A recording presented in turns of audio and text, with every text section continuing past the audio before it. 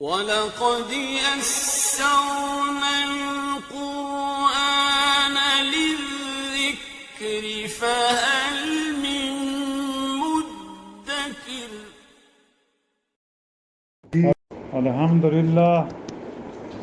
الحمدللہ وکفی وسلام علی عبادہ الذین اصطفی، اما بعد، اعوذ باللہ من الشیطان الرجیم، بسم اللہ الرحمن الرحیم، وَأَزْلَفْنَا ثَمَّ الْآخَرِينَ، اور ہم نے دوسرے فریق کو بھی اس موقع کے قریب پہنچا دیا۔ اس سے مراد وہ فرعون کا لشکر ہے جس نے بنی اسرائیل کا پیچھا کیا تھا۔ وَأَنجَيْنَا مُوسَىٰ وَمَن مَّعَهُ أَجْمَعِينَ، اور ہم نے موسیٰ علیہ السلام کو اور ان کے ساتھیوں کو بچا لیا۔ ثُمَّ أَغْرَقْنَا الْآخَرِينَ، پھر دوسروں کو غرق کر دیا۔ إِنَّ فِي ذَلِكَ لَآیَةً، اس واقعے میں بڑی عبرت ہے۔ وَمَا كَانَ أَكْثَرُهُم مُؤْمِنِينَ، اور ان کفار میں اکثر لوگ ایمان نہیں لاتے۔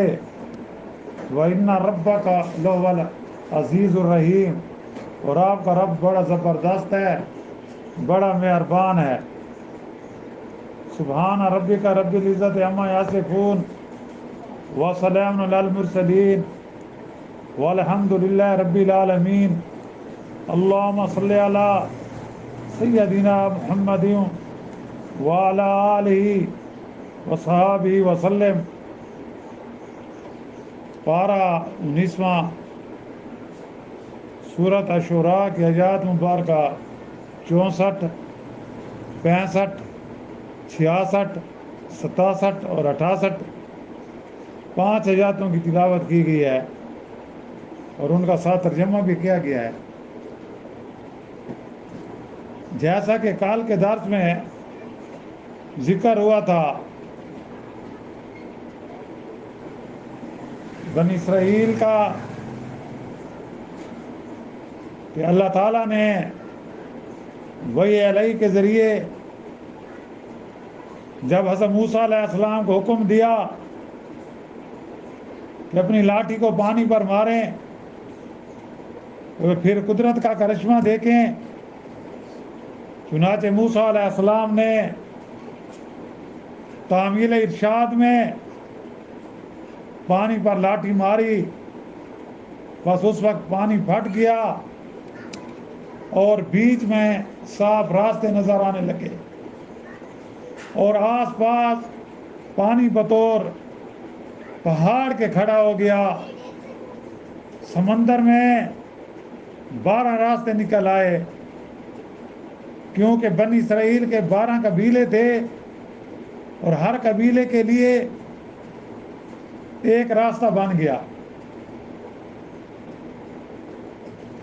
تو چنانچہ حضرت موسیٰ علیہ السلام کے حکم سے تمام بنی اسرائیل اس میں اتر گئے اور خوش زمین کی طرح اس سے پار ہو گئے۔ جب بنی اسرائیل نے بحر کلثم کو پار کر کے دوسری جانب خشکی پر قدم رکھا تو فرعون باپ نے لشکر کے سمندر کے کنارے پہنچا، اور فرعون نے جب یہ منظر دیکھا کہ سمندر میں راستے بنے ہوئے ہیں، اپنی قوم اور لشکر سے مخاطب ہو کر کہنے لگا، دیکھا یہ میرے کرشمہ سازی ہے۔ یہ تو ابھی اس کو پتہ چلے گا کہ میرے رب کی کرشمہ سازی ہے یا تیری ہے۔ تو آج یہاں سے یہی ہے کہ وَأَزْلَفْنَا ثَمَّ الْآخَرِينَ، اور ہم نے اس دوسرے فریق کو بھی اس موقع کے قریب پہنچا دیا، یعنی فرعونیوں کو بھی۔ اور فرعون نے جب یہ منظر دیکھا تو اس نے اپنی قوم کو یہ کہہ دیا کہ یہ میری کرشمہ سازی ہے، کہ بنی اسرائیل کو تم جا پکڑو، لہذا آگے بڑھو۔ اب اس کو اپنی تقدیر جو ہے قدرت کی طرف سے اس کا ٹائم پورا ہو چکا ہے، عذاب الہی آنے والا ہے تو اللہ نے اس کے لیے سبب بنا دیا، اس کے لیے خود گرفت میں جا رہا ہے۔ جب فرعون اور اس کا لشکر بنی اسرائیل کے پیچھے انہیں راستوں پر چلا، جب فرعون اور اس کا تمام لشکر جب درمیان میں ہی تھا کہ پانی بحکم خدا بندی اپنی اصلی حالت میں آ گیا، کیونکہ اللہ تعالیٰ کی طرف سے بڑی ڈھیل دی گئی تھی فرعون کو، کافی، 1 سال نہیں، 2 سال نہیں، تقریباً حضرت موسیٰ علیہ السلام کی دعوت کے بعد بھی اس کو 40 سال ڈھیل دی گئی، لیکن اس نے ڈٹ کر مخالفت کی۔ وہ ہے کہتے ہیں نا، جا اس کی ہے تحمل پر کہ بے ڈب ہے گرفت اس کی، ڈر اس کی دیر گیری سے کہ سخت ہے انتقام اس کا۔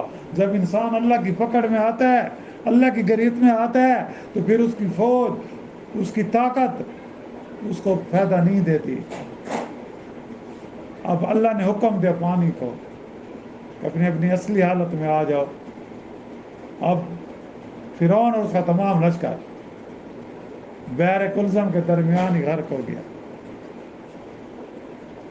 حضرت موسیٰ علیہ السلام اور آپ کے ساتھیوں کی نجات اور فرعون اور اس کے ساتھیوں کی غرقابی ہلاکت بیان فرما کر اس قصہ کو انہی آیات پر ختم فرمایا گیا کہ وَنَجَّيْنَا مُوسَىٰ وَمَن مَّعَهُ أَجْمَعِينَ، کہ ہم نے موسیٰ علیہ السلام اور اس کے ساتھیوں کو بچا لیا، ان کے لیے راستے بنا دیے، انہوں نے بحر کلثم کو عبور کر لیا۔ اور آگے پھر اللہ نے کہا ثُمَّ أَغْرَقْنَا الْآخَرِينَ، پھر ہم نے دوسروں کو غرق کر دیا، یعنی فرعون اور فرعون کے ساتھی، اس کا لشکر، سب کا سب سمندر میں غرق ہو گیا۔ اور جن پر پہلا رکوع ختم فرمایا گیا تھا، یعنی فی ذالک لآیۃ وما کان اکثر المؤمنین وان ربک لہو العزیز الرحیم، اس واقعے میں بڑی عبرت ہے اور اس قابل ہے کہ کفار اس سے استدلال کریں، اس سے عبرت حاصل کریں۔ قریش مکہ کو اب خصوصاً مخاطب کیا گیا ہے کہ اب تمہارے پاس وقت ہے، نبی کریم صلی اللہ علیہ وسلم کی بات مان لو،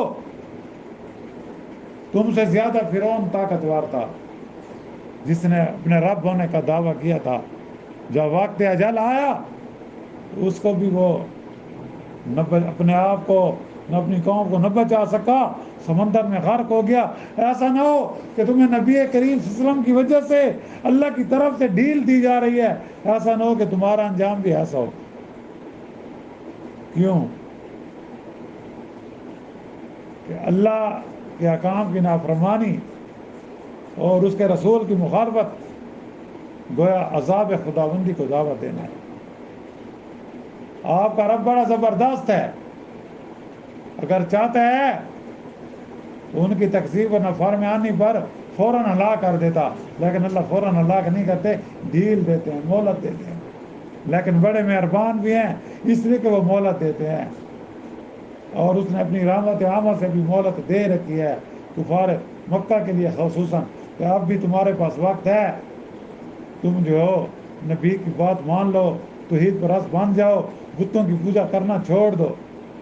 اور خلاصہ یہ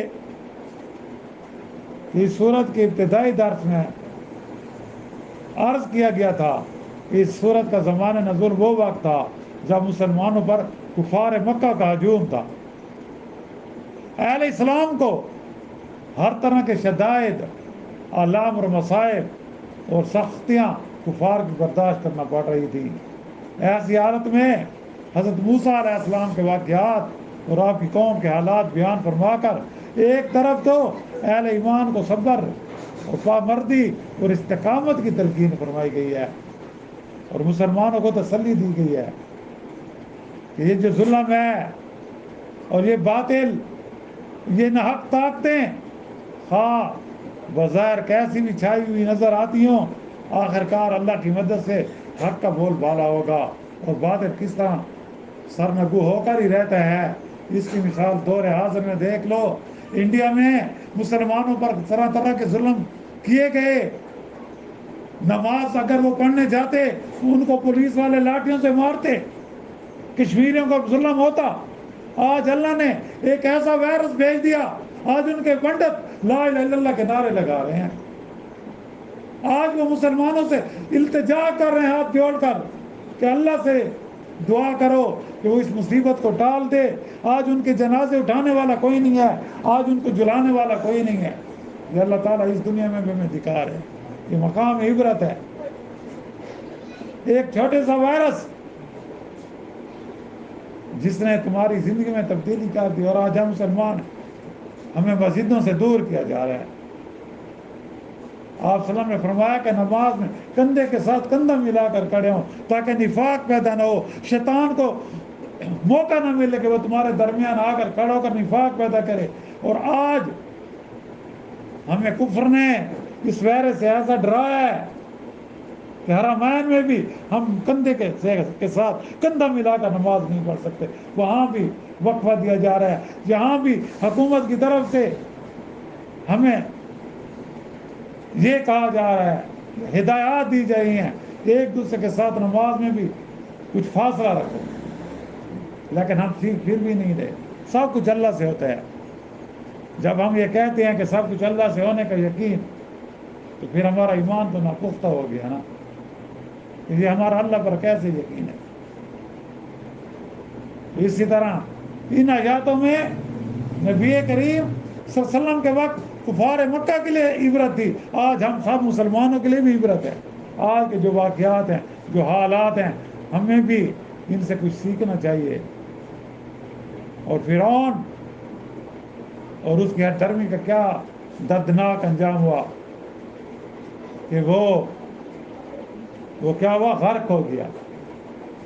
جب غرق ہو رہا تھا تو اس نے کہا کہ اب میں حضرت موسیٰ اور ہارون کے رب پر ایمان لاتا ہوں، لیکن اس وقت سکرات موت کا ایمان قبول نہیں ہے. پہلے اس کو اللہ نے مہلت دی اور اس طرح غرق ہو گیا، اور اللہ تعالیٰ نے اس کی لاش کو قیامت تک کے لیے آنے والے لوگوں کے لیے عبرت کا نشانہ بنا دیا. آج بھی اس کی لاش محفوظ پڑی ہے.